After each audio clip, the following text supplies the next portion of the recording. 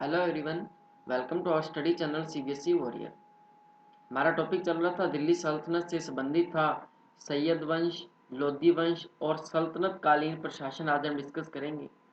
कल जो हमने किया था, कल की क्लास के अंदर सल्तनत काल के अंदर जो इम्पोर्टेंट वंश था वो था तुगलक वंश। उससे बनने वाले जितने भी इम्पोर्टेंट क्वेश्चन थे वो हम कल की क्लास में डिस्कस कर चुके थे। आज हम सबसे पहले करेंगे सैयद वंश। देखिए, सैयद वंश की जो शुरुआत है वो तुगलक वंश के पश्चात हुई थी। यानी कि तुगलक वंश का जो शासन समाप्त हुआ था वो तो हो गया था 1398 के अंदर ही, लेकिन सैयद वंश की जो शुरुआत थी वो 1414 में हुई थी। सैयद वंश की शुरुआत कब हुई थी? 1414 से लेकर के 1451 तक। यहाँ 1398 के अंदर जब तुगलक वंश का जो अंतिम शासक था उस समय तैमूर लंग के द्वारा भारत पर आक्रमण किया गया था, और उस समय अंतिम जो तुगलक शासक था वो था नासिरुद्दीन महमूद। उसके समय तैमूर लंग ने भारत पर आक्रमण किया था, तुर्कों के द्वारा आक्रमण किया गया था, और दिल्ली को जीतने के पश्चात वहां तैमूर लंग ने अपना एक अधिकारी नियुक्त किया था, खिज्र खां। ये जो खिज्र खां था इसके द्वारा 1414 में सैयद वंश की स्थापना की गई थी। इसके बारे में कुछ खास जानकारी नहीं मिलती है, सिर्फ हमें इतना पता है कि खिज्र खां के द्वारा 1414 में सैयद वंश की स्थापना की थी। और खिज्र खां का जो शासनकाल होता है वो 1414 में प्रारंभ होता है और 1421 तक रहता है। खिज्र खां की मृत्यु के बाद अगला इसका उत्तराधिकारी बनता है मुबारक शाह। अगला जो सैयद वंश का राजा बनता है वो होता है मुबारक शाह। इसका जो शासन काल है 1421 में प्रारंभ होता है और 1434 तक रहता है। ये अपने शासन काल में कुछ खास नहीं करता, सिर्फ एक उपाधि ग्रहण करता है, सर्वशाह की उपाधि ग्रहण करता है।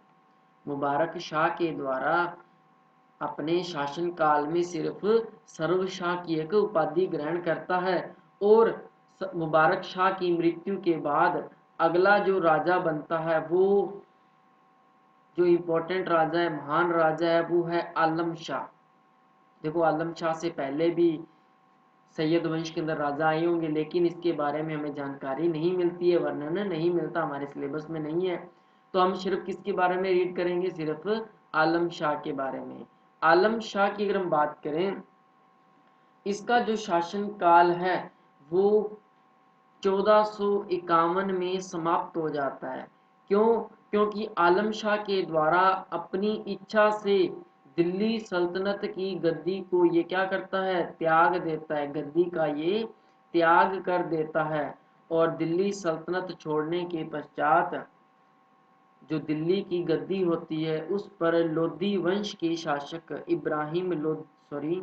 लोधी वंश के शासक बहलोल लोधी के द्वारा अधिकार कर लिया जाता है। बहलोल लोधी दिल्ली सल्तनत पर अधिकार कर लेता है और दिल्ली में एक नए वंश की शुरुआत होती है, और वो वंश होता है लोधी वंश। सैयद वंश के अंदर सिर्फ इतना ही था। तीन ही राजाओं के बारे में डिस्कस करेंगे हम। सबसे पहला आ जाएगा इसके अंदर खिज्र खां, जिसने 1414 में सैयद वंश की स्थापना की थी। इसका शासनकाल मात्र 7 वर्ष का ही रहता है। 1414 में प्रारंभ होता है और 21 में समाप्त हो जाता है। इसके बाद आता है मुबारक शाह, 1421 में शासन प्रारंभ होता है। यह अपने शासनकाल में सिर्फ सर्वशाह की उपाधि ग्रहण करता है और 1434 के अंदर इसकी मृत्यु हो जाती है। अगला जो प्रतापी शासक होता है वो होता है आलम शाह, लेकिन ये भी क्या करता है? 1451 के अंदर दिल्ली सल्तनत की गद्दी का त्याग कर देता है, और दिल्ली पर किसका अधिकार हो जाता है? लोधी वंश का। बहलोल लोधी के द्वारा दिल्ली पर अधिकार करने के पश्चात एक नए वंश की शुरुआत की, और नया वंश कौन सा कहलाया था? लोधी वंश। अब हम देखेंगे यहाँ पे लोधी वंश से संबंधित कौन कौन से जो महान राजा थे। सबसे पहले आपने लोधी वंश का समय याद रखना है। 1451 में प्रारंभ हुआ था और 1526 में ये समाप्त हो गया था, जब पानीपत का प्रथम युद्ध होता है। वो देखेंगे पानीपत का जो प्रथम युद्ध था किन किन के बीच में हुआ था। सबसे पहले देखेंगे कि लोधी वंश का जो संस्थापक था, लोधी वंश का संस्थापक था बहलोल लोधी।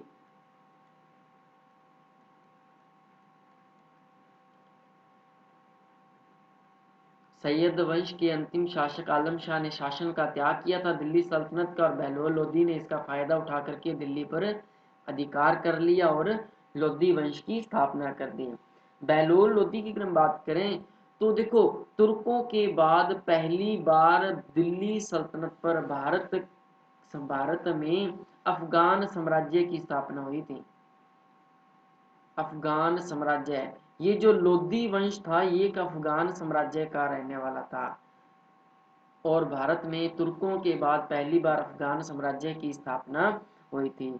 बहलोल लोधी की मृत्यु हो जाती है 1489 में। 1451 के अंदर इसका शासन प्रारंभ होता है और 1489 में इसकी मृत्यु हो जाती है। बहलोल लोधी के बाद अगला जो राजा आता है वो आता है निजाम शाह। बहलोल लोधी का ये पुत्र होता है, और निजाम शाह जो होता है वो सिकंदर शाह की उपाधि ग्रहण करके दिल्ली सल्तनत का राजा बनता है। निजाम शाह जो होता है वो सिकंदर शाह के नाम से सुल्तान घोषित होता है, सम्राट बनता है। निजाम शाह की अगर हम बात करें, इसका एक उपनाम भी आता है गुलरू खां। इसका उपनाम है गुलरू खां, और इसी नाम से ये कविताएं भी लिखता था। जो निजाम शाह है वो इसी नाम से कविताएं भी लिखता था। इसके अलावा निजाम शाह की अगर हम बात करें तो इसने अपने शासनकाल में जो लोधी वंश का जो साम्राज्य था वो बंगाल बिहार तक आगे बढ़ा दिया था। बंगाल बिहार तक इसने अपने साम्राज्य का विस्तार कर लिया था, और इसने अपने शासनकाल में न्याय प्रबंध और राजस्व व्यवस्था में सुधार किया था। न्याय प्रबंध और राजस्व व्यवस्था के अंदर इसके द्वारा कुछ सुधार किए गए थे। बहुत ही इंपॉर्टेंट है, दोबारा से इसको मैं रिपीट कर रहा हूँ, हमने जितना भी किया है। लोधी वंश 1451 में शुरुआत हुई थी, बहलोल लोधी ने स्थापना की थी। इसका जो शासन था 1489 तक ही रहा था। 1489 में इसकी मृत्यु होगी, और इसके बाद निजाम शाह शासक बना था सिकंदर शाह के नाम से। इसका उपनाम गुलरू खां था, और इसने गुलरू खां के नाम से कुछ कविताएं भी लिखी थी। निजाम शाह के समय जो दिल्ली सल्तनत थी, जो लोधी वंश जो था वो बंगाल बिहार तक इसके साम्राज्य का विस्तार हो चुका था, और इसने अपने शासनकाल में निजाम शाह ने अपने शासनकाल में न्याय प्रबंध और राजस्व व्यवस्था में कुछ सुधार किए थे। इसके अलावा अगर हम बात करें निजाम शाह के द्वारा, तो इसने अपने शासनकाल में 30 इंच का गज चलाया था। भूमि नाप के लिए एक 30 इंच का गज चलाया, जो लंबे समय तक चलने के कारण ये सिकंदरी गज के नाम से फेमस हुआ था। बहुत ही इंपॉर्टेंट क्वेश्चन है कि सिकंदरी गज किसके द्वारा चलाया गया था, निजाम शाह के द्वारा या फिर सिकंदर शाह के द्वारा चलाया गया था। और इसके अलावा निजाम शाह ने 1504 में आगरा नगर की स्थापना की थी। इसने आगरा नगर बसाया था या इसकी स्थापना की थी, और निजाम शाह की 1517 में मृत्यु हो जाती है। 1517 में निजाम शाह की मृत्यु हो जाती है। 30 इंच का गज चलाया था जो सिकंदरी गज के नाम से फेमस हुआ था। 1504 में आगरा नगर की स्थापना की। बहुत ही इंपॉर्टेंट है ये, एग्जाम में पूछा जा सकता है आपसे। और 1517 में इसकी मृत्यु हो गई थी। अब हम आगे चलेंगे।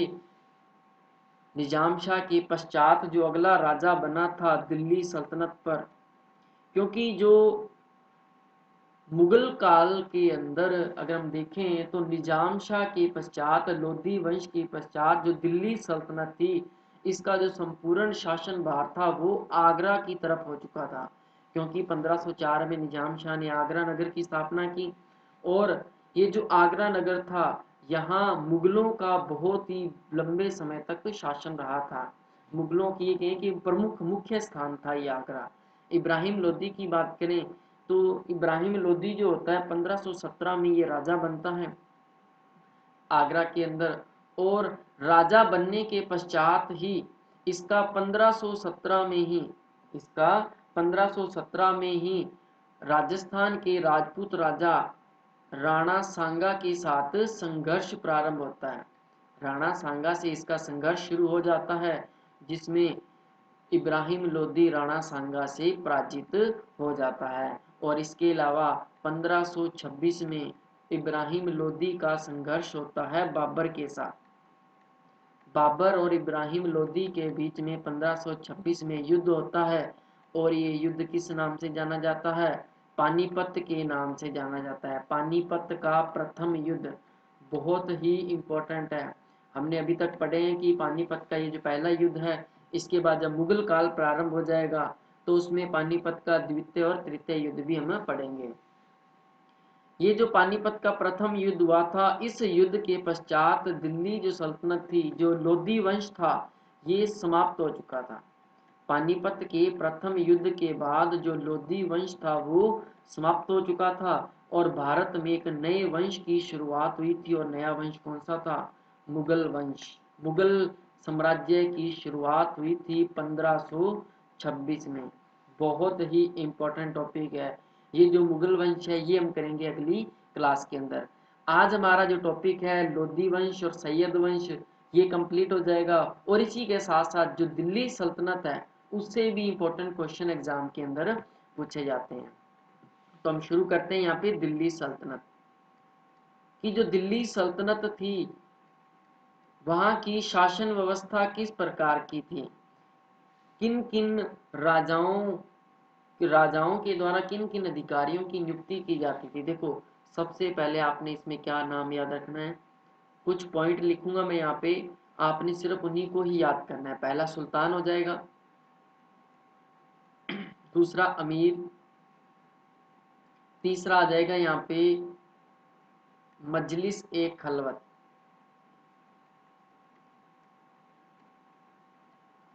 मजलिस ए खलवत। इसके अलावा चौथा इसमें आ जाएगा गुप्तचर। ओके, और आगे हम देखेंगे इसके अंदर इन चारों पॉइंटों को डिस्क्राइब करेंगे, समझेंगे कि ये क्या है दिल्ली सल्तनत के अंदर। सबसे पहला पॉइंट आता है सुल्तान, कि ये जो सुल्तान था भारत में, अगर देखा जाए तो सुल्तान की उपाधि जो ग्रहण की गई थी वो महमूद गजनवी के द्वारा ग्रहण की गई थी। महमूद गजनवी के द्वारा सबसे पहले सुल्तान की उपाधि ग्रहण की गई थी। बहुत ही इंपॉर्टेंट है ये।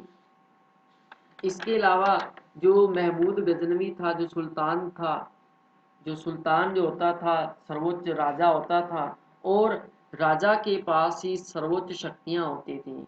अगर हम चाहे दिल्ली सल्तनत के किसी भी वंश की अगर हम बात करें, चाहे गुलाम वंश है, खिलजी वंश है, सैयद वंश है, तुगलक वंश है, लोधी वंश है, जिस भी वंश का जो राजा होता था संपूर्ण शक्तियां उसी के पास होती थी। देखो, सबसे पहले सुल्तान की जो उपाधि थी वो महमूद गजनवी ने ग्रहण की थी। उसके बाद जितने भी राजा बने सभी के द्वारा सुल्तान की उपाधि ग्रहण की गई थी। इसके बाद आता है अमीर वर्ग। ये जो अमीर वर्ग है, इसका सर्वाधिक प्रभाव होता था राजा पर। इसका सर्वाधिक प्रभाव किस पर पड़ता था? सुल्तान पर पड़ता था, राजा पर पड़ता था। क्यों राजा पर पड़ता था? क्योंकि जो राजा होता था वो इन्हीं से ही सलाह लिया करता था। इल्तुतमिश के शासनकाल में चहलगानी समूह का गठन किया गया था। चहलगानी समूह, जिसमें 40 गुलाम थे, 40 गुलामों का समूह था ये। इसी समूह का जो प्रभाव था, इन 40 अमीरों का जो प्रभाव था वो सबसे ज़्यादा सुल्तान पर होता था। सुल्तान की अगर बात करें, वो निर्णय लेने के लिए, चाहे वो धार्मिक रूप से है, न्यायिक रूप से है, सबसे बड़ा अधिकारी होता था। इसके बाद आता है इसमें मजलिस ए खलवत। ये जो मजलिस ए खलवत थी, ये दिल्ली सल्तनत प्रशासन की केंद्रीय संस्था माना जाता था। ये एक केंद्रीय संस्था के रूप में कार्य करती थी। अब हम देखेंगे यहाँ पे कि जो दिल्ली सल्तनत थी, इसमें जो केंद्रीय संस्था थी मजलिस ए खलवत। देखो, इसके अंदर कुछ इसके आधार स्तंभ थे। इसमें 4 पॉइंट आते हैं। सबसे पहला आता है इसके अंदर वजीर। वजीर जो होता था इसका कार्यालय होता था, यानी कि इसका जो कार्यालय होता था, इसका जो ऑफिस होता था, उसे दीवाने विजारत कहते हैं। इसका कार्यालय क्या कहलाता था? दीवाने विजारत। इसका वजीर का संबंध होता था वित्त विभाग से। वजीर का संबंध वित्त विभाग से होता था, वित्त विभाग का ये प्रमुख होता था। इसके अलावा वित्त विभाग यानी कि वजीर की सहायता के लिए कुछ अन्य अधिकारी भी होते थे। जैसे इसके अंदर अपने देखें, खजांची हो गया, मजुमदार हो गया, मुस्तौफी हो गया, इन सभी का संबंध किससे होता था? वजीर यानी कि दीवाने विजारत के अंदर ये इस कार्यालय में वो कार्य करते थे। इसके अलावा अगर देखा जाए, इसके अंदर आता है एक आरिजे मुमालिक, इसका दूसरा आधार स्तंभ है। आरिजे मुमालिक दिल्ली सल्तनत के अंदर जो केंद्रीय परिषद थी, मजलिस खलवत का ये दूसरा आधार स्तंभ है। और इसके अलावा तीसरा आ जाएगा इसमें दीवाने इंशा। दीवाने इंशा, ये जो दीवाने इंशा का जो कार्य होता था वो होता था शाही पत्राचार। शाही पत्राचार कि दो राजाओं के बीच में जो भी बातचीत होती थी वो पत्रों के माध्यम से होती थी। लिखित के रूप में उन्हें पत्र भेजे जाते थे, उन्हें लिखना, उन्हें संभालना, उन सब का कार्य किसका होता था? दीवाने इंशा का होता था। इसके अलावा इसके अंदर इसका चौथा आधार स्तंभ माना जाता था दीवाने रिसाला। दीवाने रिसालात इसका चौथा आधार स्तंभ माना जाता था। ये जो चार मैंने पॉइंट लिखे हैं ये किसके भाग थे, किसके स्तंभ माने जाते हैं? मजलिस खलवत के स्तंभ माने जाते हैं। अगला इसके अंदर आता है दिल्ली सल्तनत प्रशासन के अंदर ही जलालुद्दीन खिलजी के द्वारा एक विभाग की स्थापना की गई थी। जलालुद्दीन खिलजी के द्वारा दीवाने वकूफ नामक विभाग की स्थापना की गई थी। दीवाने वकूफ। और इसके अलावा अलाउद्दीन खिलजी के द्वारा भी एक विभाग की स्थापना की गई थी और उसका नाम था दीवाने मुस्तखराज।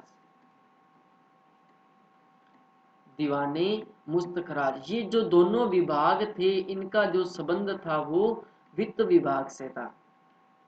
इन दोनों का संबंध किससे माना जाता था? वित्त विभाग से माना जाता था। इसके अलावा मोहम्मद बिन तुगलक के द्वारा एक कृषि विभाग से संबंधित कार्यालय का गठन किया गया था और उस कार्यालय का नाम था दीवाने अमीर कोही। दीवाने अमीर कोही विभाग का संबंध किससे था? कृषि विभाग से। और इस विभाग की जो स्थापना थी वो मोहम्मद बिन तुगलक के द्वारा की गई थी। मोहम्मद बिन तुगलक के द्वारा इसकी स्थापना की गई थी। यानी कि ये सब दिल्ली सल्तनत के अंदर, दिल्ली प्रशासन के अंदर इन विभागों की स्थापना अलग अलग वंश के राजाओं के द्वारा की गई थी, जो दिल्ली सल्तनत की प्रशासन को और मजबूत बनाने के लिए इनका निर्माण करवाया गया था। इसके अलावा अगर देखा जाए तो दिल्ली प्रशासन के अंदर एक न्याय विभाग होता था और एक धार्मिक विभाग होता था। जो न्याय विभाग होता था वो होता था काजी उल कुजात। काजी उल कुजात। और जो धार्मिक विभाग होता था वो होता था सदर उस सुदूर। इन दोनों का जो संबंध था वो किससे माना जाता है? दिल्ली सल्तनत कालीन प्रशासन से माना जाता है। बहुत ही इंपॉर्टेंट है। इसके अलावा जो दिल्ली सल्तनत थी, दिल्ली प्रशासन के अंदर जो प्रांतपति होते थे उनके अधिकारियों को वली या नाजिम कहा जाता था। प्रांतपतियों को, प्रांतपति के जो प्रांत होते थे उनके अधिकारियों को वली या नाजिम कहा जाता था और इनकी जो नियुक्ति है वो सुल्तान के द्वारा की जाती थी, राजा के द्वारा इनकी नियुक्ति की जाती थी। तो स्टूडेंट ये था आज का हमारा इम्पोर्टेंट टॉपिक और चैप्टर सेकंड का यहाँ पे दिल्ली सल्तनत कंप्लीट हो चुका है। कल हम डिस्कस करने वाले हैं मुगल कालीन प्रशासन और शुरुआत से लेकर के लास्ट तक उसे जरूर वॉच किया करें। और जिसने भी अभी तक हमारे प्लेलिस्ट के अंदर जाकर के इस पहला लेसन कंप्लीट वॉच नहीं किया है वो उसे अच्छे से वॉच करें। ये ना सोचें कि आपका स्कूल लेट लगेगा, तो आप घर बैठकर भी अपनी सामाजिक विषय को बहुत अच्छा, बहुत मजबूत बना सकते हैं। तो मिलते हैं अगली क्लास के अंदर, तब तक के लिए गुड बाय।